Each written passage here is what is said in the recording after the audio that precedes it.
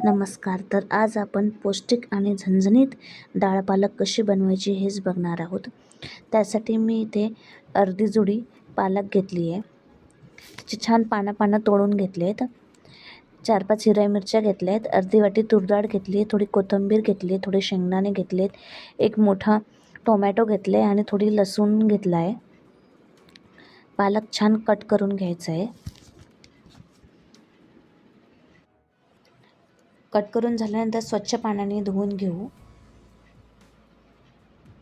त्यानंतर tomato cut करून घ्यायचे.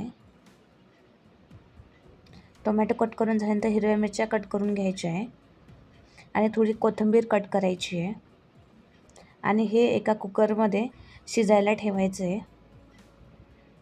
स्वच्छ धुतलेला पालक, धुतलेली तूर डाळ,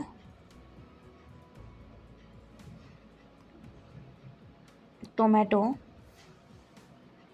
कोथिंबीर, हिरव्या मिरच्या, शेंगदाणे, यामध्ये थोडं मीठ टाकायचं आहे. थोडी हळद टाकायची आहे. यामुळे भाजीला छान रंग येतो. थोडं पाणी टाकायचं आहे आणि छान मिक्स करून घ्यायचं आहे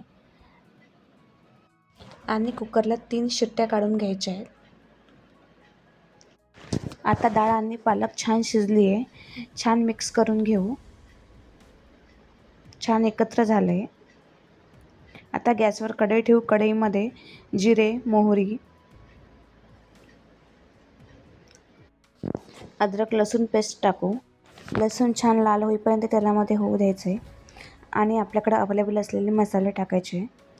हळद, कांदा लसूण मसाला, लाल तिखट, जिरे धने पूड, सब्जी मसाला हे छान मिक्स करू. त्यानंतर थोडं पाणी टाकू आणि झाकण ठेवू. यामुळे भाजीला छान तरी येते. मिक्स करून घेऊ. मसाले छान झालेत. आता शिजवलेल्या डाळ आणि पालक टाकू. छान मिक्स करून घेऊ आणि भाजीला छान उकळी येऊ देऊ. भाजीला उकळी आली आहे.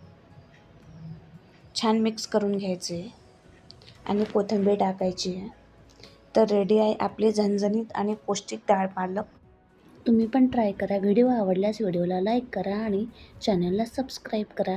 चला तर भेटूया पुढच्या व्हिडिओमध्ये. बाय.